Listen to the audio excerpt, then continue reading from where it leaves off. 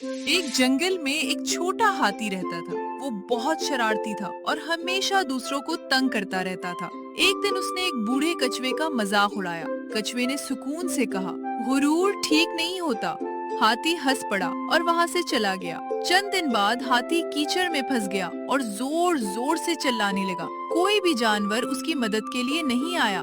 तब वही बूढ़ा कछुआ आया और हाथी को रास्ता बताया। हाथी बाहर निकल आया और शर्मिंदा होकर बोला, मुझे माफ कर दो।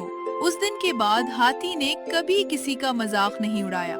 कहानी का सबक, कभी किसी को छोटा मत समझो।